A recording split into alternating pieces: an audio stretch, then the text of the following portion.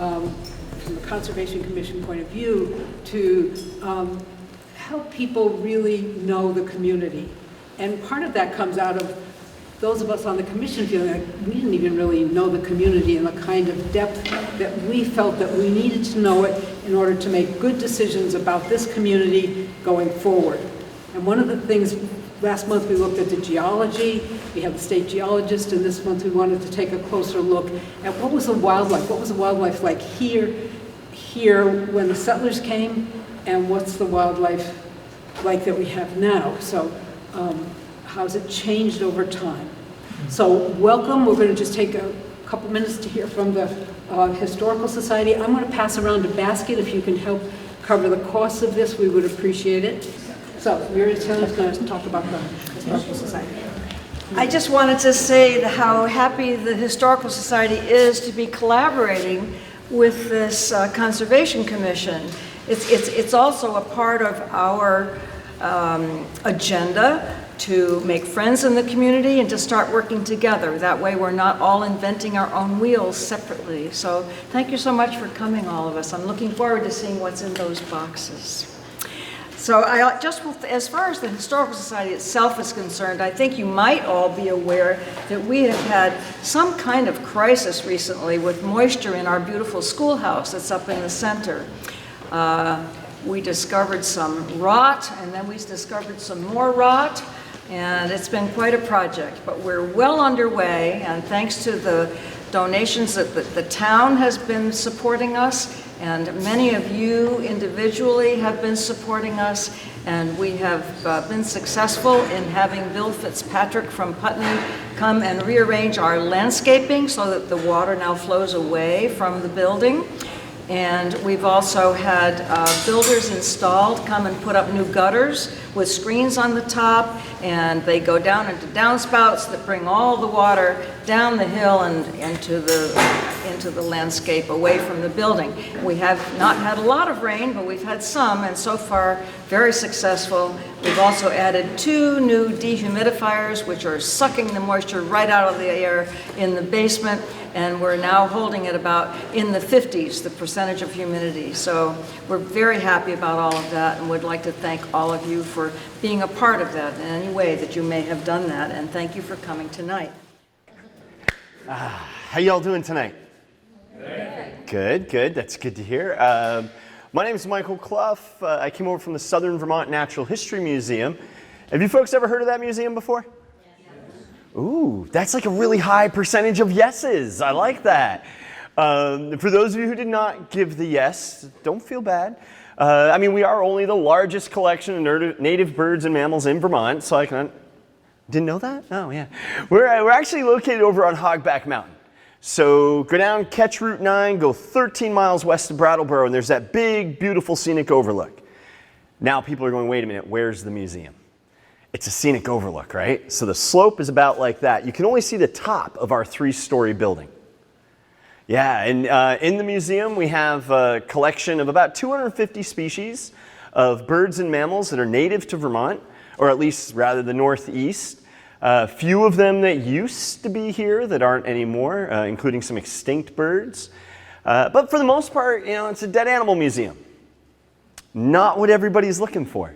So over the years, we've added different exhibits. We have some pretty good rocks and minerals.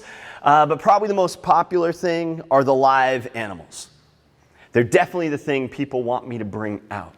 And so tonight, we're going to meet some of our live animals. And just like the dead ones, the live animals we have at the museum are animals that you can find here in the Northeast. We don't have parrots or boa constrictors or anything like that. And that's really something that is a big deal to us, because if we watch those nature shows, any of you guys watch those nature shows? Yeah, they're fantastic, right? I mean, that BBC stuff is incredible, but they're hardly ever here. Do you ever notice that? You ask any kid, what's your favorite animal? Half of them say something from Africa or from the rainforest, which is great. They're fantastic animals, but I always worry it makes us miss out on what we have right here. You know, we have 3 species of frog in Vermont that freeze solid every winter and live. Yeah, no frog in any rainforest in the world can do that. The fastest animal on the planet lives here. Yeah, you're thinking cheetah. No. way faster than a cheetah. Do you guys know who it is? Who's the fastest animal on the planet? It's a bird. Yeah, the peregrine falcon. Last year they broke their old speed record. Yeah, defending their own title. They figured they'd take that old record of 217 miles an hour and crush it. The new world record, fastest animal on the planet, 240 miles an hour. You do not have to go to Africa or to Europe to see that. Go outside. Go up to Putney Mountain. They're flying by. You can see this incredible creature without going far. And so that's something that we really do try to push with all of our programs. So we have some pretty amazing stuff right here. And tonight we're going to do a program looking at not only what we have here right now, but also what we used to have. And kind of how Vermont has changed over the years and how that's affected the wildlife that we find here. That makes sense though, right? Because all wildlife needs a habitat. They need a home. And as those habitats change, the creatures who live in those areas change. Vermont right now, for the most part, is a working landscape. It's around 80% forested. That's a young forest. We have a good mix, though, of fields and forests and pastures, rivers, highways, towns, right? A little bit of everything, which is not what it always looked like. Yeah, that's Montpelier. Yeah, 12,000 years ago. Well, yeah, the entire, where we are right now, probably more like 15,000 years ago, there was a sheet of ice covering New England. In some places, they think it was a mile thick. Think about that. You see that little plane flying overhead, you know, like those little Cessna four-seaters there? That'd be a snowmobile running across the top of that glacier. What kind of wildlife do we have here then? Probably nothing, really. But as those glaciers backed off, it left a very different landscape. We're not going to worry too much about those ancient times. Beyond to say we can still see the evidence of that when you go out for a walk in the woods. You ever notice all those rocks everywhere? Yeah, those are glacial erratics.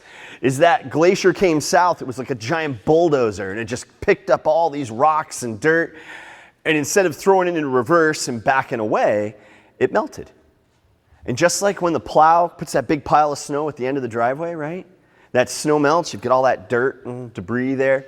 That's really what those glaciers did. As a matter of fact, Long Island, New York, is where the plow stopped. It's this big mix of New England and Canada that got shoved down into Long Island, well, and created Long Island Sound. Exposed ledges, and even just the whole shape of our mountains are showing us that huge sheet of ice just plowed down through here. We're going to focus, though, more quite a bit after that. You know, around 5,000 years ago, Vermont was mostly forested, and that's what the Europeans saw when they arrived here. So in the late 16 into the 1700s, when Vermont was getting settled, they were coming into an area that actually had the same kind of percentages we have now. The estimate, it was at least 80% forested. Most of that open space at the time was created by beavers and Native Americans. There's a little debate over who did more. But it was primarily forest. It was a different forest than we had now. Some of the famous trees like the chestnut and the elm, but really we were primarily a lot of evergreens at the time. Europeans didn't like that though, did they? Yeah, you walked into that forest, and say you're a settler coming into this area, you look, it's just trees everywhere. You saw two things. One, can't farm that. Got to get those trees out of the way so we can farm. But number two, timber, lumber. We could use that wood, build houses, send it back to Europe. Timber was a huge commodity, and it was really the base of the economy. At one point, Burlington, Vermont was the third largest seaport in the United States. The third largest seaport behind Boston and New York. And it was all timber. We were shipping all our trees out through Burlington, down Lake Champlain. When we ran out of trees here, it continued to be a large port, as Canadian trees were shipped in through Burlington. That's neat, isn't it? To think we had the third largest seaport, or at least port. Now, those forests, we're going to talk about wildlife tonight, right? those forests were full of some pretty neat animals. We had woodland caribou. We had the eastern elk. Passenger pigeons would nest by the millions in our valleys. They say, and this is not well documented, but the Connecticut River salmon runs were as good, if not better, than any other salmon run in North America. Think if you go on those fishing trips to Canada or Alaska, you watch those nature shows with the grizzly bears, right? The Connecticut River, all the rivers and streams feeding into it were like that. Mountain lions, wolves, wolverine running through the forests of New England. All these guys would disappear. Are we going to do that? Okay, cool. There we go. Why? There's a huge hint right on the screen. Why'd they disappear? Yeah, there we go, right? These are the trees here. This is actually in the White River. I grew up actually just outside of White River Junction. And this was in the White River. They were shipping logs down the rivers. All of our rivers, logs being shipped down. The Hudson River in New York, huge for log shipping. And just clear cutting all those forests, which dramatically changed what animals could live there, right? It makes sense. You're not going to go looking for polar bears in the jungle. It's the wrong habitat. We're going to get to live animals, don't worry. I see you all going, I thought there were live animals tonight. So Vermont grew really fast, and by the mid-1800s, we'd flipped that 80% forested to over 80% open farmland. Some really neat advances in farming in the US actually happened here too. The merino sheep, you ever heard of that guy? Yeah, up in Wethersfield, Vermont, just up the Connecticut River, not too far. They imported merino sheep from Spain, which completely changed the wool industry in the United States. At one point, Vermont had what was considered the best wool in the world because of those imported merino sheep. But you can't have sheep in a forest. A little closer to home, there's Brattleboro in the late 1800s. I mean, it's not a photograph, obviously, but the thing to focus on here, I mean, there's the bridge. We know where that is, right? But you look up on the hills in the background. There's no trees. They've all been cut down. Now, so far, I've been talking about who that was bad for, right? Really bad for the eastern elk. That animal went extinct. Really bad for the passenger pigeon. They had other problems, but no place to nest for them. Some animals, though, were pretty happy about it. Pretty good for a red-tailed hawk. Want to meet a red-tailed hawk? I never know what I'm going to do if a group goes no. I just don't have a plan for that, so thank you, guys. Come here, buddy. And pay close attention. You're about to get the best part of the program. Might take a second, but you'll know it when you see it. So this is a red-tailed hawk, cleverly named for the reddish-brown tail. This is a bird many of us have seen. This is the highway hawk, right? This is the farmland hawk. It's probably the most commonly seen hawk in the U.S. Not our most numerous, but because they like those wide open spaces and because they're very adaptable to dealing with us, it's a bird we're pretty likely to see. Not only that, I mean, you see this, you're not going to, okay, ready? Here it goes. Bam. Best part of the program. It's also when people are really glad I'm not standing like this, right? Yeah. So they're very adaptable to people. So probably the most famous red-tailed hawk in the world is a bird called pale male, lives in Manhattan in New York City. Adaptable. All the time, I'll have people come up to me and talk about when I'm out haying, the hawks follow me. What's up with that? And they will. They figure out when you're out with the mower, I've seen all these nodding heads. When you're out with the mower, the hawks figure out, that's going to scare little critters out into the open where I can catch them. It's going to hit some of those little critters and make them very easy to catch. You know, you run over a snake with a mower, it's pretty easy to catch. So a real adaptable bird, a bird that likes those open spaces. When we clear-cut Vermont, we probably made some red-tailed hawks very happy. You add a big sheep farm into there, a couple barns, and now you have a lot of rodents, makes red-tails even happier. They're best at catching things on the ground. So rodents are a big part of their diet. Rabbits are a big part of their diet. Not that they're picky eaters. Snakes, lizards, frogs, grasshoppers, really just about anything chicken size and down. A red-tailed hawk's happy to eat. And yeah, chickens are also a possibility there. This was one of the chicken hawks. So whereas the red-tailed hawk might have really liked that open farmland thing we had going, not all the farmers liked the red-tails.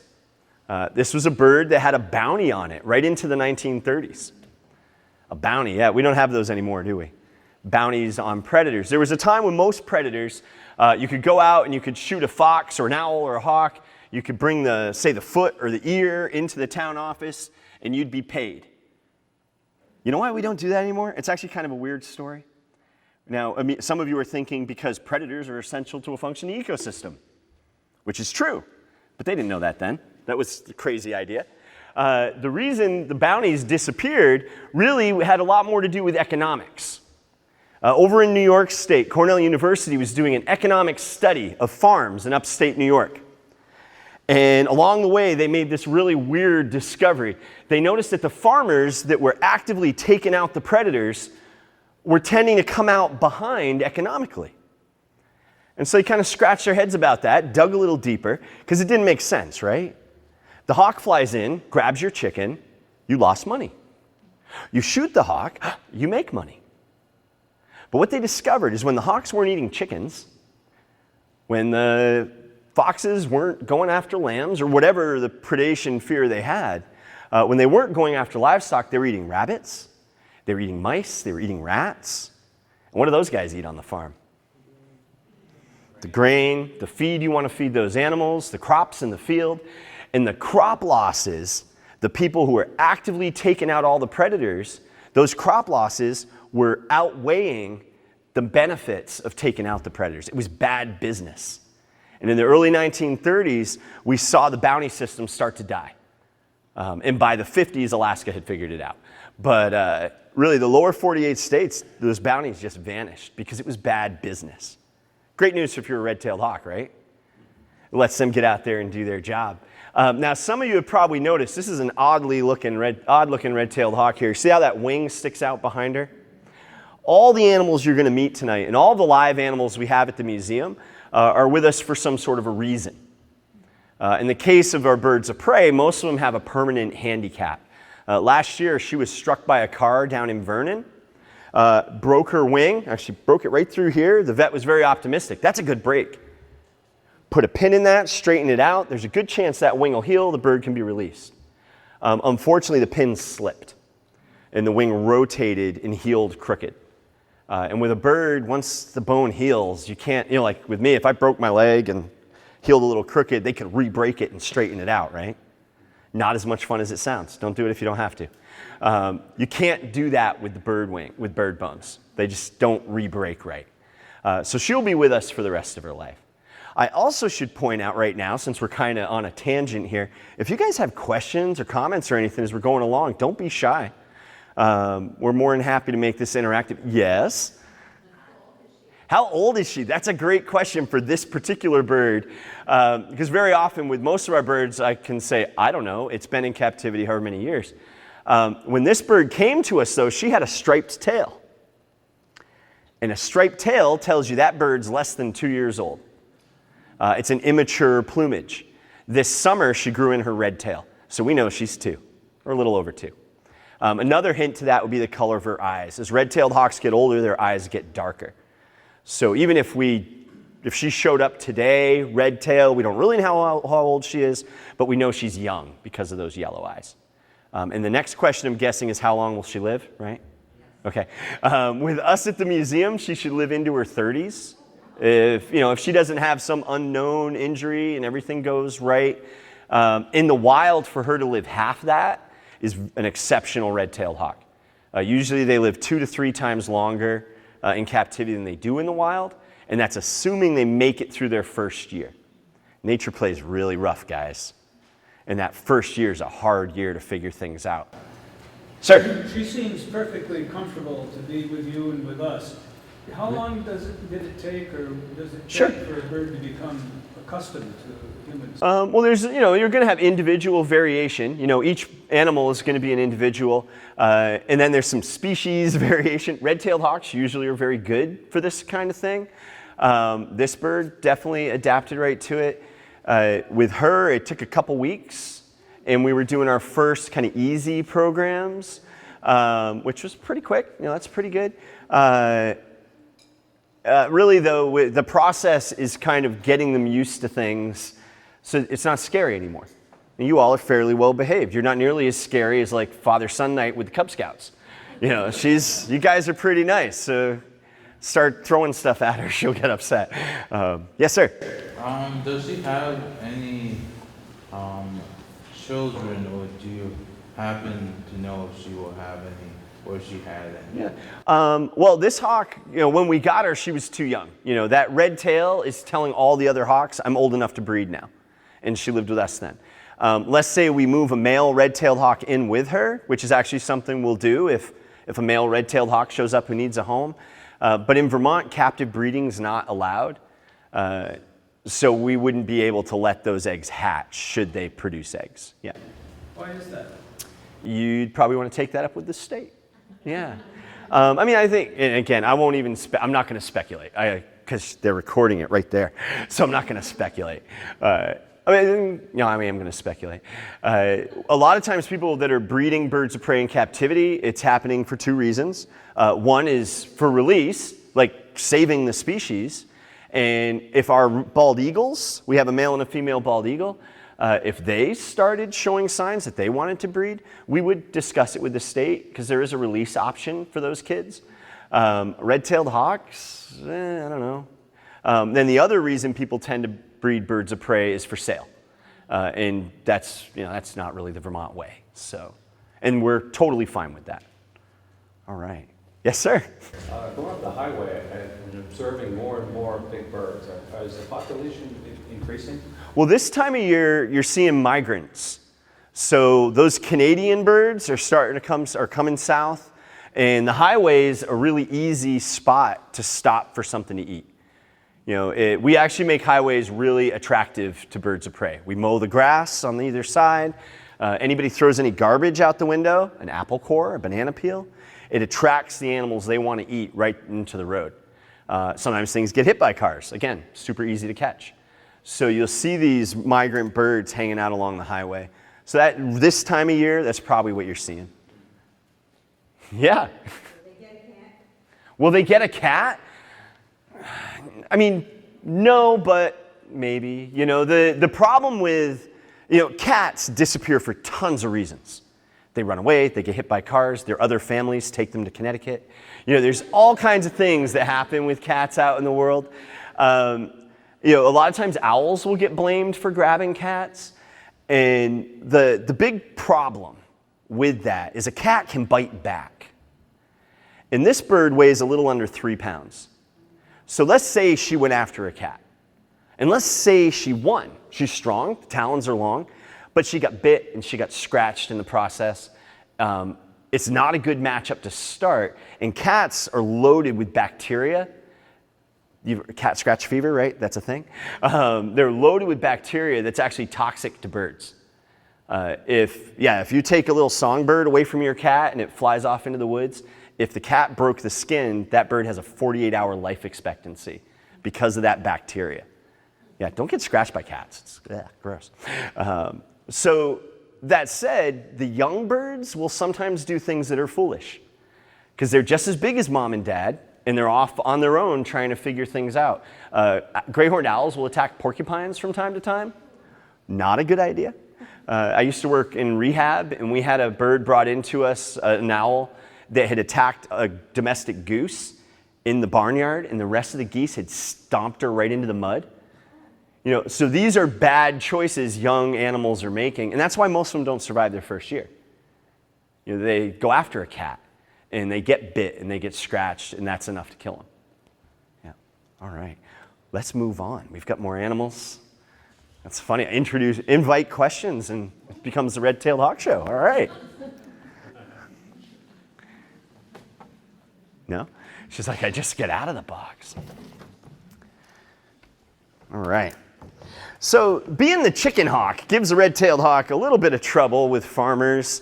But by the late 1800s, we were seeing farming start to decline in Vermont. Big part of it is the West had opened up. And it turns out, and I don't know if any of you are from the Midwest or if you've lived there, maybe you can back me up on this. Apparently when you plow your fields in the spring, like say in Ohio, you're not hitting rocks everywhere. Is this true? Yeah? You know, you've heard the expression that our Vermont grows rocks, right? And all those glacial erratics out there, every spring, those rocks that get pushed up to the surface are stone walls that crisscross the Northeast. Some of those stone walls were made with great anger. Bam, son of a, bam, right? When the Midwest opened up, they didn't have to do that. And farming out there was much more cost effective, much easier, and there was a huge wave of farm abandonment in the East. And when we abandoned those farms, you know, animals that maybe were getting hassled, like a snake, it was a little bit of a break. You know, people thin out a little bit, gives that animal a little bit of room. Is anybody here a little nervous about snakes, by the way? Couple admit it, so it means there's 4 or 5 who haven't. Okay, got it. The snakes are an animal that tend to get a bad rap. Nobody like screamed and ran for the door, so I'm going to bring her out during this next part. Otherwise, we'd sit and talk about it for a minute. This snake is the black or eastern rat snake. This is our longest snake in New England. They can top out around 8 feet. They usually don't get that big, but those are the records. She's cold. We'll warm her up. Before I start bringing her around, let's just take a second and think about why we are nervous about snakes. Why were they nervous about snakes back in the day? Same reasons, probably. What do you think? Poisonous. Actually, you can eat just about any snake. There's only like 2 snakes in the world that are poisonous. Did you mean venomous? Do you know the difference? It's all about who's biting who. If you bite it and you get sick, it was poisonous. If it bites you and you get sick, it was venomous. Yeah, and we do have one venomous snake in Vermont. We have the timber rattlesnake. You go just a little bit south and we'll start running into copperheads. That's another venomous snake. And like most of North America's venomous snakes, those are great venomous snakes to have around. They're both vipers. And that makes them really easy to recognize. You look at their head. They have great big, here, let's look at a rattlesnake. They have great big heads on them. They have big old rattlesnake head. Diamond or triangle shaped heads. You look at this snake, what shape's her head? Kind of an oval, right? So if you see a snake in well, let's just stick with New England. You see a snake in New England, you can see the shape of its head. You know if it can hurt you. That's all you gotta do. Another difference is they have slit pupils, the vipers, like a cartoon snake. What shape are her pupils? The black part of her eye, what shape is that? Yeah, a circle, round, like us. Now, if you're not sure, don't make that the way you decide, right? Don't be like, I don't know, maybe it's a rattlesnake. Don't do it that way. But also, you know, our venomous snakes, especially our timber rattlers, real mild-mannered snakes. A snake can only eat something it can swallow in one gulp. They have incredibly weak jaws. If she decided to chomp me on the ear right now, I mean, she wouldn't even pierce my ear. She has little teeny tiny teeth, really weak jaws. That's why they swallow their food in one gulp. They have no choice. You all thought it was bad manners, but no. They have to swallow it in one gulp because they can't bite a piece off. So a rattlesnake sees a horse or me tromping down the path. There's no food there. You know, that rattlesnake can't bite me and nibble off my ear or anything. But they do bite people sometimes. Why? Why do venomous snakes bite people, you think? Yeah. Because people step on them and they get mad at the person? Maybe somebody steps on them. Yeah, and you know, rather than getting mad, because you think even a big 6-foot rattlesnake's only this tall, you know? And we come walking along and it's boom, boom, boom. That's pretty scary. It's like Godzilla coming through town. And their number one defense is camouflage. Don't move. But say they're sitting in the sun in the middle of the path and you're getting closer. Kaboom, kaboom. What's defense number 2 for a rattlesnake? Rattle that tail. Yeah, leave really would have been a better one. Yeah, that would have been the best choice. But rattle the tail. But maybe I've got my earbuds in, right? I'm rocking out. I'm like, oh yeah, I love you, Taylor Swift, you know, or whatever I'm listening to. And I don't hear that rattle. And then like she said, I step on that rattlesnake, pop. Now, she was gonna wanna protect herself. And maybe she's gonna bite me. You want something crazy about rattlesnake bites in the U.S., though? 40%, almost half of the rattlesnake bites in the U.S. are dry bites. No venom is injected. Do you know they can control that? Yeah, they can totally control how much venom they inject. And it makes sense if you think about it.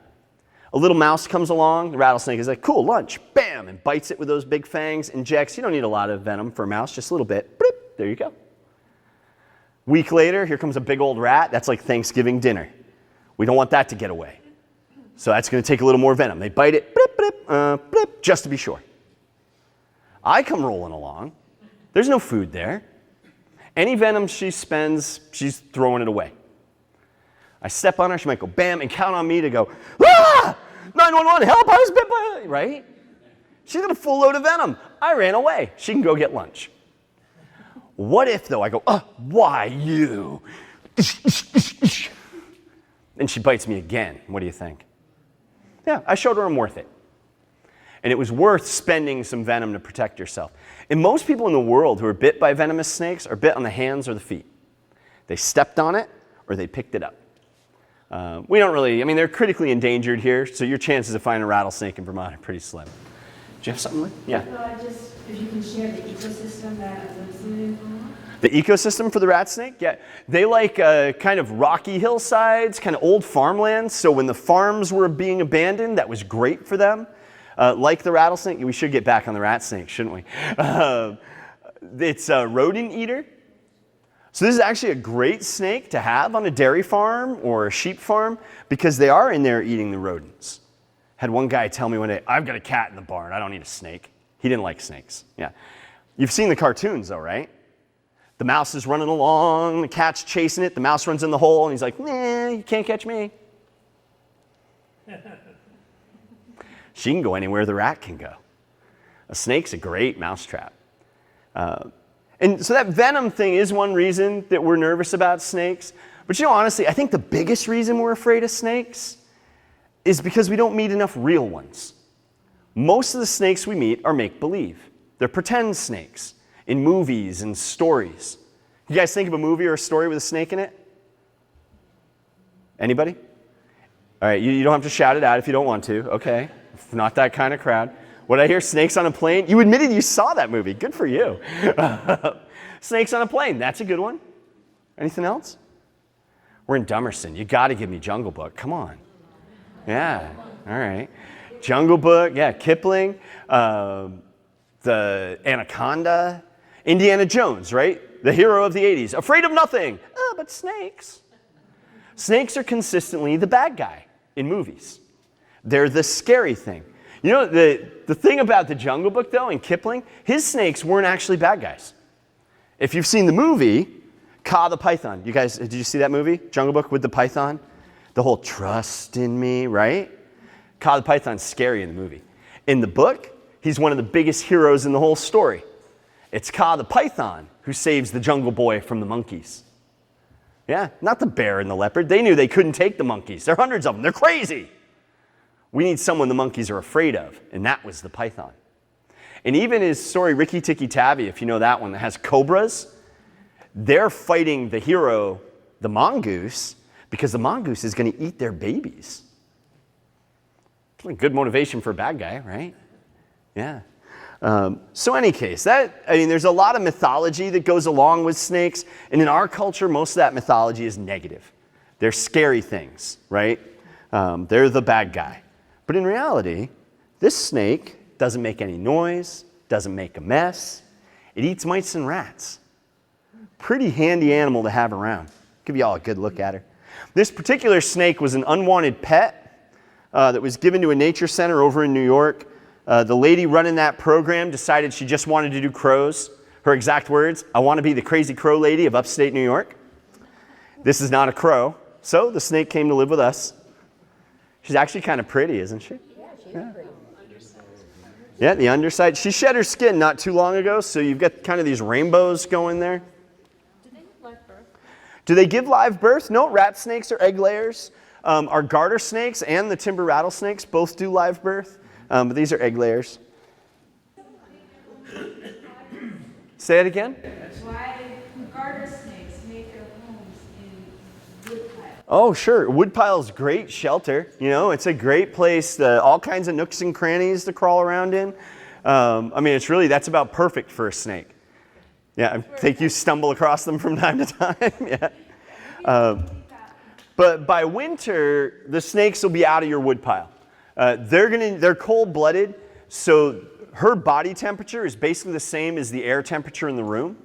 And as that temperature goes up, her temperature goes up. And her heart beats faster, her lungs are more efficient, her brain fires quicker. But as the temperature goes down, the opposite is true. She slows down. What do you suppose happens when she hits freezing? She freezes. And that is super bad for you. You do not want to do that if you can help it.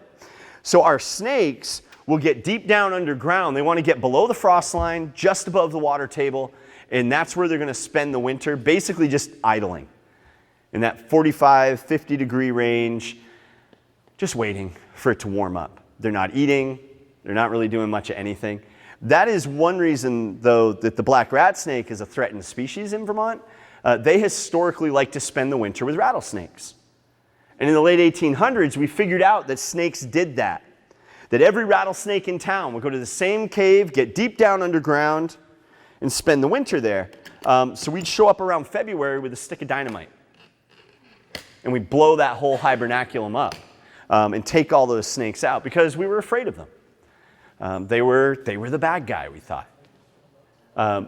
Farming continued to decline in Vermont. By the 1950s, Vermont was primarily dairy. Yes, ma'am. Excuse me, before you go on. Yeah. Are snakes and serpents exactly the same thing? Well, serpent is an old word that can mean dragon. It can mean snake. It can mean demon, really, depending on how far back you want to go with it. So nobody said it, and we're going to gloss over it. But like the Bible, a lot of times people will say the Bible is why we're afraid of snakes. The serpent, right, was what was in the Bible. Was that really a snake? Probably not. But we use the word. So with all this decline in farming, Vermont started to revert back to its natural state. And this process called succession occurred. We look here at this picture. This is actually a field over in Wilmington, Vermont. There's such a great example of it because this has cows on it. Nice. It looks like a lawn, right? Beautiful. The cows haven't been up in this side much. Oh, got to mow that, right? And then up here, it's the next step. We've got goldenrod and all these little bushes growing. And by the time you get to the top of the hill, it's a forest. And that's kind of the process of succession. When you stop maintaining grass, whether it's with a lawnmower or with a sheep, things start to change. You'll get this herbaceous growth, what we often call weeds, right? Those weeds and wildflowers will start to grow up, and that creates conditions for new types of species, bigger plants. And as they start to shade the soil and kind of change the structure of everything, woody shrubs start to grow. And you get a little woody shrub, oh, now you've got an island. They sometimes call these nursery shrubs because that has created a forest-like spot in the middle of that field. Shaded, leafy, a little cooler. And you'll get other trees will start to grow. Around here, they're very often aspen, cherry, birch trees. These are some of our pioneer trees who will eventually be replaced with the climax trees. For us now, those are our oaks and our maples. How'd I do, Forrester? Pretty good? Well, there's no such thing as climax. Ooh, hitting me with the climax tree. All right, okay. That's what I get for calling in the expert opinion, yeah. So that, well, I don't know then. Well, no, I did it. So what do we call, what should we say? What's going to happen is they're going to fall apart. So there's no such. Okay, I got you. Yeah. All right. So old growth will eventually collapse and we'll see little spots repeating this process. Okay. All right. See, Lynn Levine, Forrester, all your Forrester needs. All right. That succession created a lot of edge habitat. And there's a lot of animals that love edge habitat. White-tailed deer, great example. Also rabbits, like the cottontail rabbit. Great example of animals who like an edge. You think back to folks that, the 50s and 60s, especially old-time deer hunters will say, oh, there were so many more deer then. It was perfect habitat. It was just what they wanted. This mismatch of overgrown fields, active agriculture, forest lands. Aw, we all love the bunny. And our cottontail rabbits were doing pretty good too. Now I should tell you, this is not a cottontail rabbit. I'm seeing the looks. This guy is a domestic rabbit. He kind of looks like a cottontail. He's about the right size, about the right color. Very often wild rabbits die when you try to do this with them. It's too stressful, it's too scary.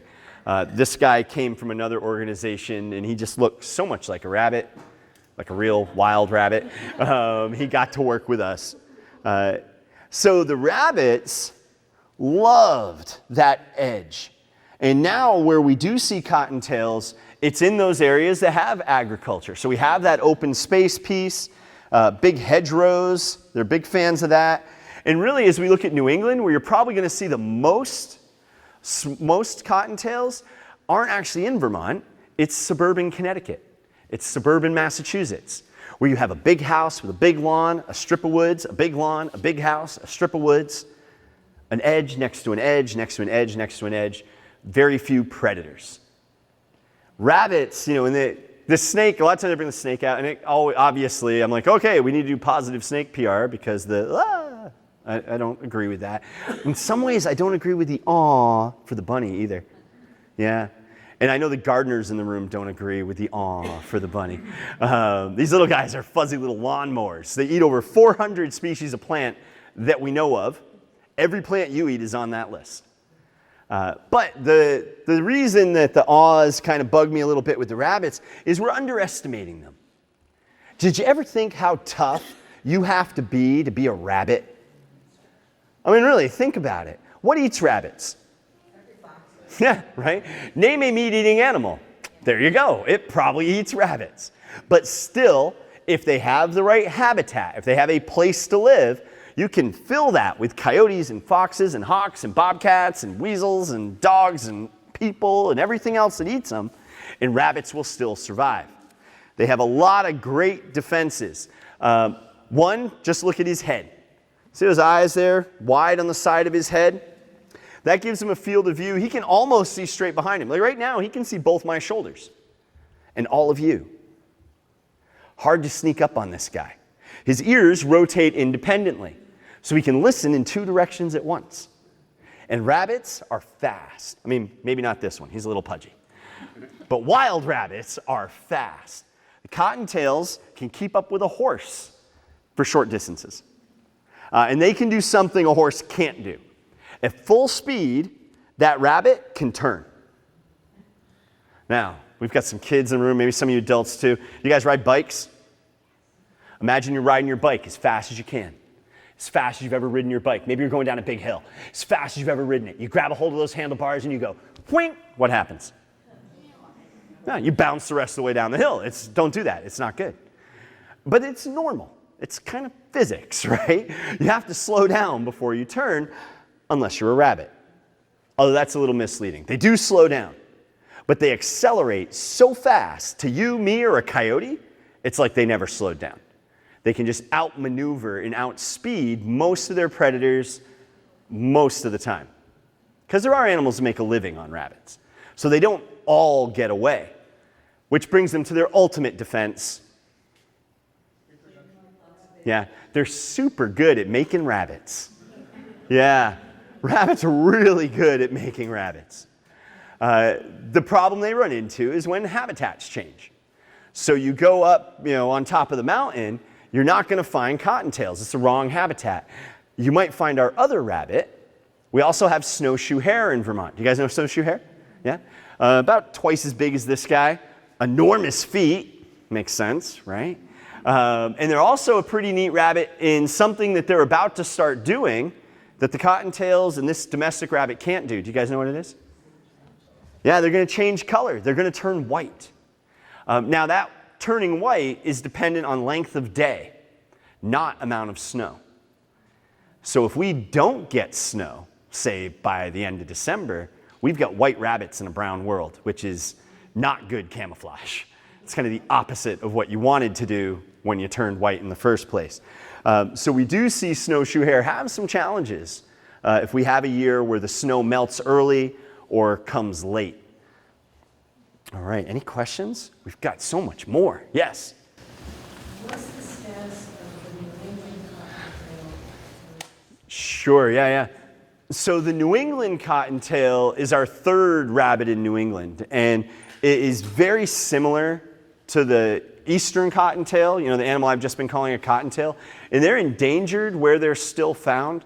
The reason I don't mention them, actually, is I used to, from the book, explain how to tell them apart, and I was down at a college doing the from the book, and this girl stands up and says, I just finished an internship on the Eastern cottontail.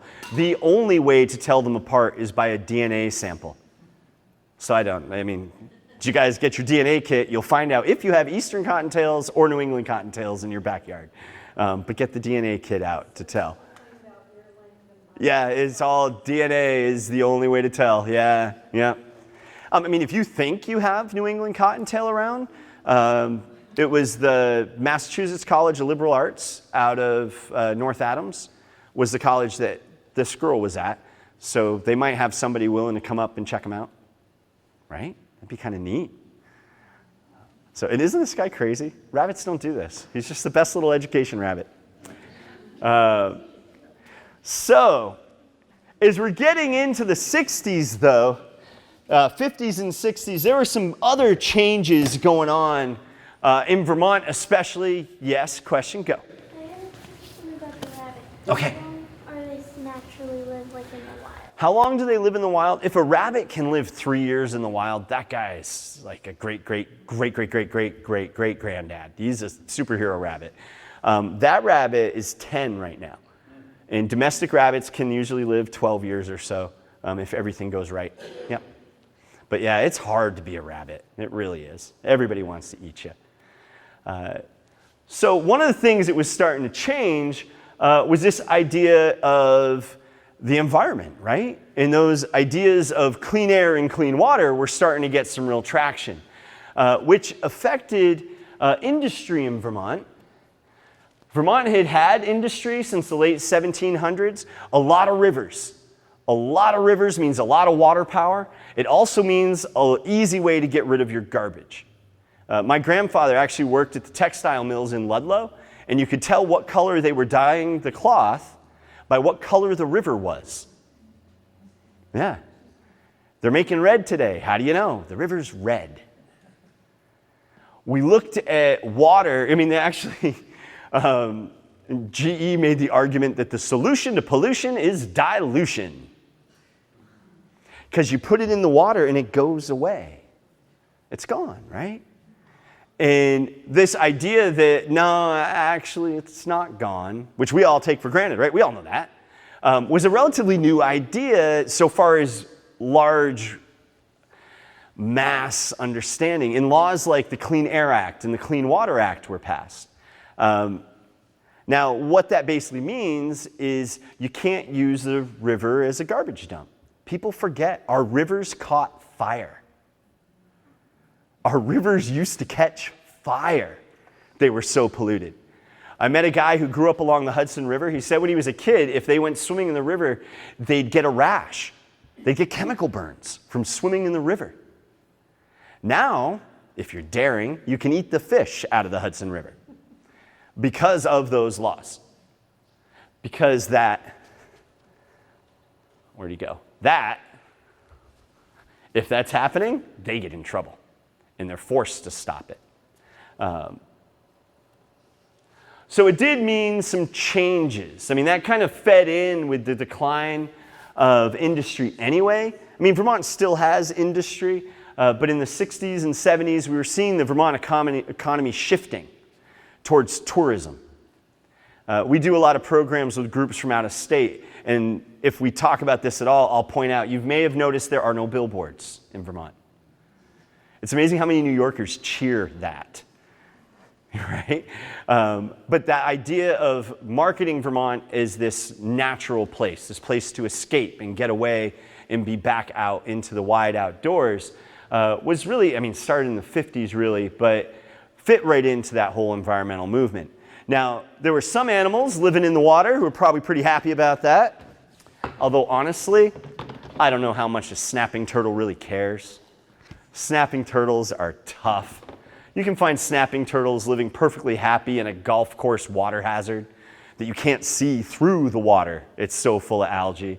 I mean, these guys are tough animals. They've been around for over 90 million years.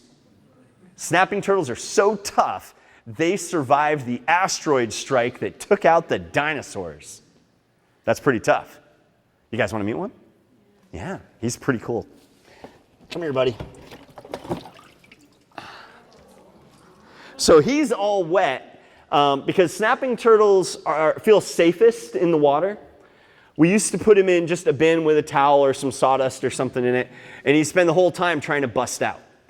And you have a snapping turtle loose in the car on the highway enough times, you start problem solving. And so we discovered if you put some water in there, he rides great. He does great with some water because he feels safe in the water.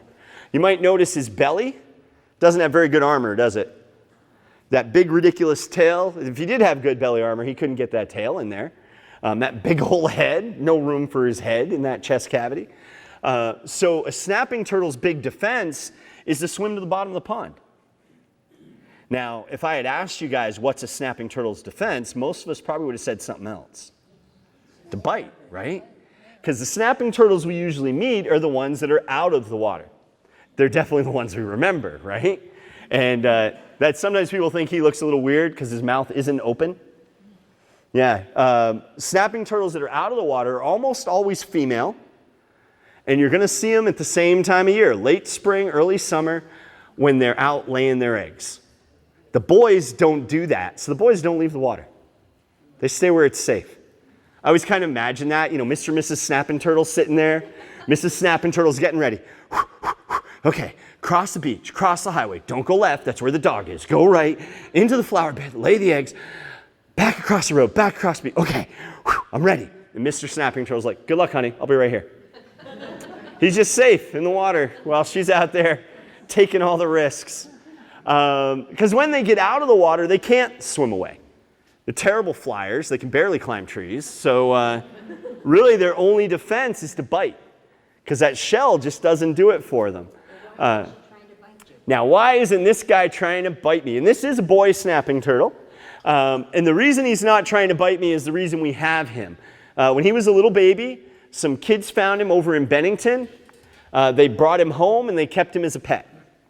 Now, you are not supposed to do that. Wild animals, not good pets. It's illegal in Vermont. They didn't know that. They kept him for a few years, gave him to someone else who kept him for a couple more years. And when he was about a third this size, that guy brought him to the museum and said, he's getting a little big. This turtle should top out at over 30 pounds. He's on about 20 pounds now. They are our largest turtle in the Northeast. So he has quite a bit of growing to do. He is about 11 years old now, but he's probably close to twice the size of a wild 11-year-old snapping turtle because he eats all winter. The wild ones are, idling. They're pretty much off all winter.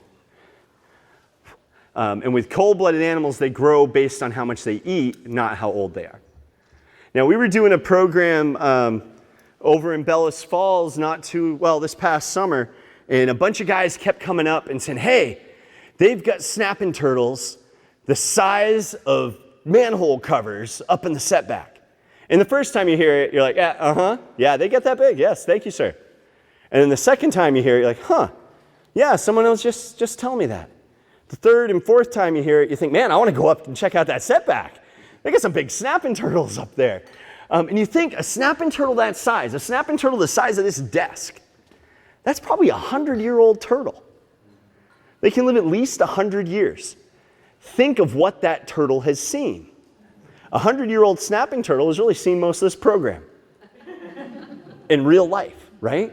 Sat there by the river and watched the salmon go by. Watched the industry of Bellows Falls. Watched the tourists in their kayaks. Really has seen it all. Pretty amazing thing to think. Oh, any questions about the snapping turtle? What are their claws for? Mostly digging. Yeah, they'll dig. Snapping turtles are big scavengers. Think of them like a pond vulture. So I'm sure sometimes it comes into play if you find something big that died. And that's really where an adult snapping turtle gets most of its protein. They are omnivores, so they'll eat just about anything. This guy is actually kind of a pain because he won't eat his vegetables. I tricked him into getting a mouthful of lettuce one day, and he sat there and he chewed it, and he spit it out. Yeah, luckily he does eat turtle chow, so he gets his vitamins and minerals that way. What do you think, huh? Is that crazy or what? Yeah. I have a question. Yes, ma'am. When the snapping turtle goes from our pond down toward the river, that's the female breeding. Okay. What time of year?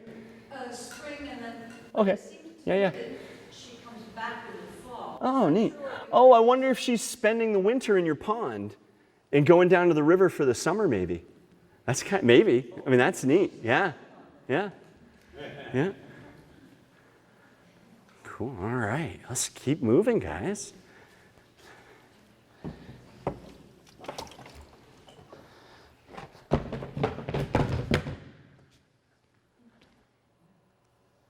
So, 70s, we're almost here, right? By the late 80s, early 90s, Vermont was back to about 80% forest again. It was a different forest. It was a young forest. There were different trees, but they were trees. And we saw some animals coming back. Turkeys, deer, beaver were actually all reintroduced. Porcupine came in on their own. Recently, the shad have started running again. Bald eagles are coming back. The moose came back on its own. And the fisher, you guys know him? We brought the fisher back. This is a great story. The porcupines came in on their own. They came back with the trees. Do you guys know what porcupines like to eat? Trees, you got it, yeah. Porcupines are little spiny tree beavers. They're going to strip the bark and the branches and the twigs. And paper companies, it was making them nuts. They were paying guys to run around in the woods and shoot porcupines, which was not cost effective. It was terrible PR. So in the early 50s, they came up with this great idea. I know. We are going to help fund the return of the fisher. Because the fisher, and if you guys aren't familiar with the fisher, it's basically a giant tree weasel. You know, if you think of a mink or a martin, it's a big one is like a 15-pound martin. So stretched house cat that can catch squirrels in the trees. Pretty neat animal. And they are the #1 most effective predator when it comes to porcupines. So the paper companies funded the return of the fisher in those forests. And pretty quickly, those overpopulated porcupines came down to where they should be. And the fisher came south. They're in Massachusetts now. They're in Connecticut now. They've done great because they've got those forests to run around in. Now, when I said, you know what a fisher is, a couple people had very strong yes kind of statements because they are predators. They are weasels. And weasels, although among the most playful of mammals, we all know this about otters, it's true of fisher too, they are also serious predators. And they will go after chickens. They probably kill a house cat every now and then. Again, house cats disappear for all kinds of reasons. So not the most popular animal to return. Probably, though, the most interesting one was the moose. Because the moose, you follow the moose through time, and you're following the timeline of Vermont. When the settlers first got here, the forests were full of moose. Lots of beaver, lots of forest, tons of moose. They loved it. Deforestation wiped these guys out. Moose were extinct in Vermont. Trees came back, and by the late 80s, there were enough moose in northern Vermont, they started a hunting season because they were killing people. You're like, wait, what? No, moose are not deadly predators, don't worry. But a moose's belly is about here, and they weren't afraid of anything, even cars. So people would hit them with their cars and take their legs out and have an 800-pound animal land in their lap. Not fun, not good for anybody. So started hunting seasons. But the moose continued to increase. And the moose came right south, right down. They had moose running around Massachusetts, following those trees, coming back to that habitat. Now, about 10 years or so ago, people noticed the moose were declining. there were fewer moose. So New Hampshire went out and they trapped a bunch of moose, put radio collars on them, trying to figure out what's going on with the moose. And along the lines, they noticed, boy, these moose have got a lot of ticks on them. A lot of ticks. And so as their collared moose started to die, they started to see these ticks turning up more and more and more. So they did another study, and actually this time they called in a professional trapping team because apparently it wasn't fun trapping moose. And they trapped a bunch of moose, but this time they were looking specifically for the ticks. And they were pulling tens of thousands of ticks off of individual moose. Now, I grew up outside of White River Junction, and I didn't know what a tick was. You know, you see the commercial flea and tick collar. It's like, oh, it must be like a flea. That's all I knew. When I came back from college in the mid-90s, I went to college on Long Island and found out what ticks were. And came back from college and saw my first Vermont tick. How many of you guys have ever seen a tick in Vermont? Yeah. Ticks are in the Northeast Kingdom. They're in southern Canada. Their range has expanded dramatically north. And those ticks, combined with warmer winters, the moose are disappearing again. Population is dropping. They're pulling back up into Canada. Because our habitat is still changing, isn't it? Warmer winters, the moose is an ice age animal. They literally walked beside woolly mammoths. They can do cold. Cold is no problem. They can't do warm. So in the winter, they're getting hyperthermic. They overheat. Or trying to scratch those ticks off, they scratch off their guard hairs, hypothermic, and they freeze. So the moose is a fascinating animal to watch, specifically as we look at the changing habitats and the changing wildlife of our region. Now, you're all looking at me like, this is a terrible way to end the program. This is depressing and miserable, and don't worry, we're not going to end it this way. This antler, this came from northern Vermont, and this is a nice moose antler, by the way, for Vermont. This is a good moose. These guys, antlers, by the way, are different from horns. Did you guys know that? I mean, they look different, right? Because a horn, like a cow, it's just like a spike. But they're actually for very different things. Horns are for fighting. You know, those big horned sheep running and slamming into each other, a bison taking and chucking a wolf up into a tree with its horn. That's what they're for. Antlers are for impressing the girls. They grow new antlers every year. And the healthiest, closest to the prime of his life moose is going to grow the biggest antlers. So this is a moose antler, but so is this. So these two guys walk out into the field, and they're going, ladies, ladies, ladies. The girl moose look at this guy, and they know this moose, he's healthy, he's mature, he's got good genetics, he's going to be a good dad. I mean, this antler's like a Ferrari with $100 bills blowing out the back. The girls like this antler. This guy, we probably shouldn't pick on him, though, really. This is probably his first antler. And he's going to walk out in the field with this antler, and the girls are all like, you're a little kid, go away. They know, just by looking at those antlers. But you know, if this guy, in the winter, his antler will fall off. The next spring, he'll grow a new one. And if he gets sick, his antler will be smaller. If this guy starts working out, eating right, stays off McDonald's, you know, his antler's going to get a lot bigger. So it's really a very honest reflection of their health. You know, it's really showing how good of a mate that moose will be. Antlers are cool. Deer, it's the same way. Yes?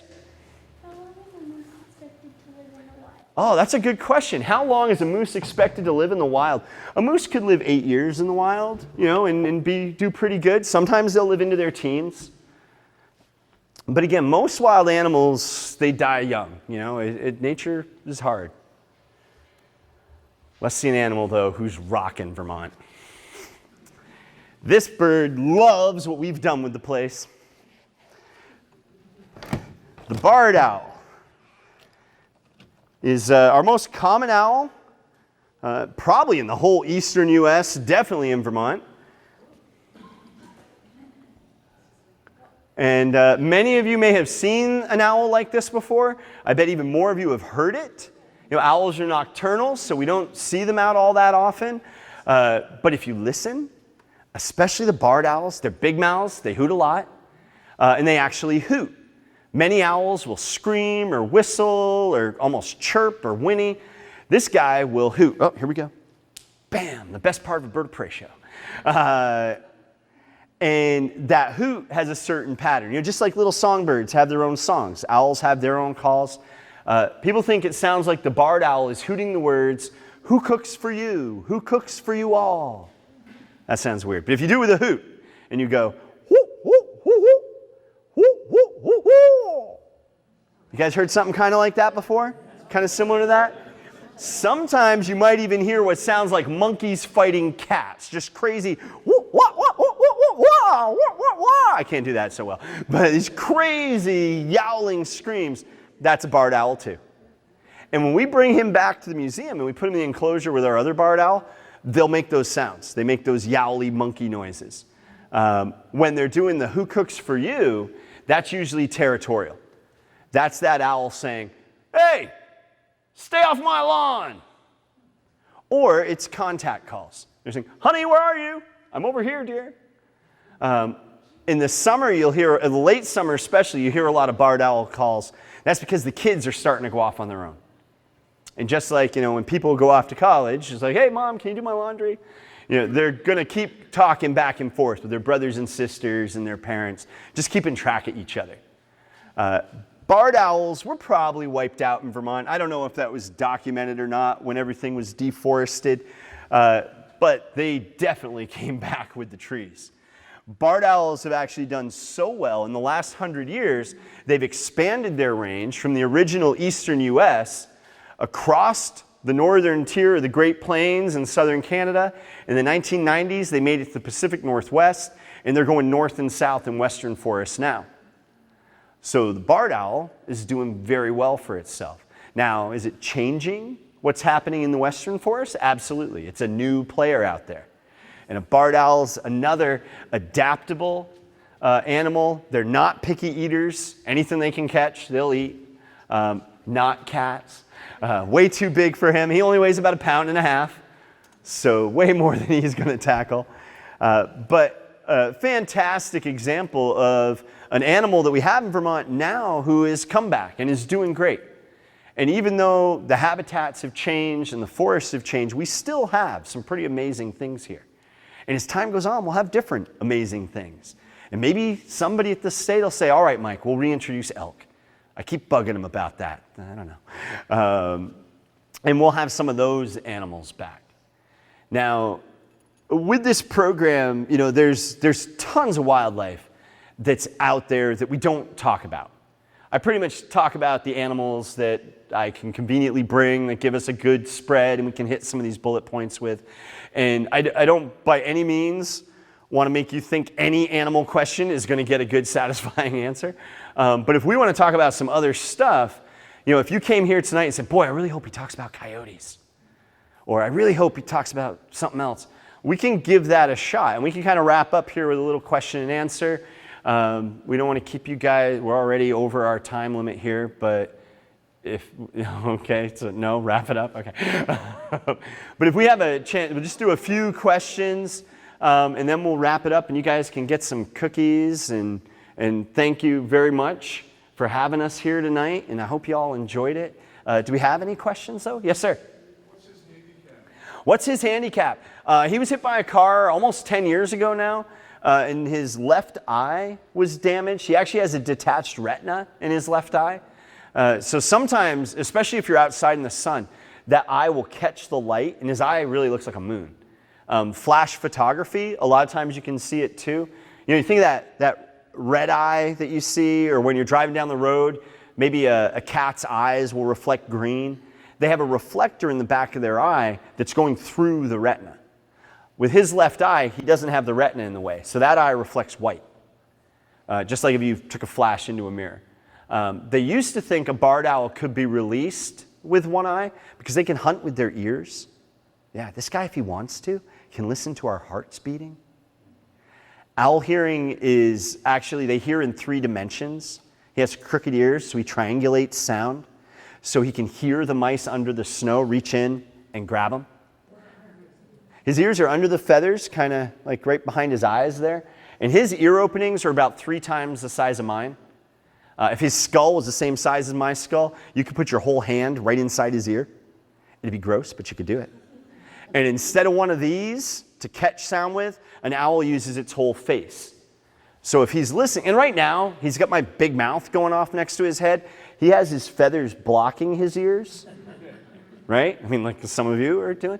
But if he really wanted to listen, he'd spread out those gray feathers, and that dark brown rim there, he'd spread those forward, cup those feathers forward, and funnel sound into those huge ear holes, and give himself that incredible hearing. So people used to think a one-eyed barred owl, we can release that. And then quite a few years ago, the Vermont Institute of Natural Science, VINS, stockpiled 18 barred owls with one eye. So single eye injury barred owls. They ran them through all their prey testing stuff. They all passed. They put radio transmitters on them and let them go. A year later, or actually less than a year later, 2 of the birds had disappeared. So the transmitters had failed or something. You know, they'd gone out of range. The other 16 were dead. Some of them very quickly. But in less than a year, all 18 birds were gone. So it kind of got passed around, that information. They decided, you know, maybe a one-eyed barred owl isn't going to make it. Sir? What do you think about the possibility of reintroducing the wolf? Reintroducing the wolf. Well, in general, I'm a huge wolf fan. I think the biggest challenge with reintroducing the wolf in Vermont is us, because it's an animal that stirs some really strong feelings. I mean, there are areas in New England, at least, in upstate New York, that have been studied with that in mind, and there's a prey base, and there's forest space adequate for it. I personally sometimes question, I made that little joke about reintroducing the elk. That's what the wolves were eating when they were here, elk and woodland caribou. White-tailed deer population, apparently there are places where it can feed wolves, places where moose population can feed them. I guess it's not up to me, I guess. I worked in Minnesota for a winter, and that was one of my favorite things, was hearing wolves. They're an amazing animal. I worked with captive wolves for a couple years, which is just fantastic. One of the best jobs I've ever had. Amazing animals. But the wolf, probably more than anything else, is so dependent on us for if it can survive in an area. If we choose to have wolves, we can have wolves and we can get along with them great. There are lots of places where wolves are running along that sheep farm and everybody's happy and no sheep are dying. Then there are other places where people literally are crucifying wolves. They have that level of hate and craziness for it. And I'm happy to call that crazy because it's crazy. If you don't like them and you have good reasons not to have them, they're fine. Don't drag them through town behind your truck. That's nuts. And that happens. So I think, it's a big discussion. It's a big decision that needs to be made.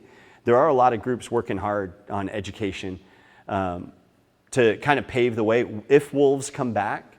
And there's a chance they'll come back. They've changed some of the laws in Quebec that might make it easier for wolves to get through southern Quebec. It used to be you could shoot a wolf you saw on agricultural land, kind of the way we shoot coyotes.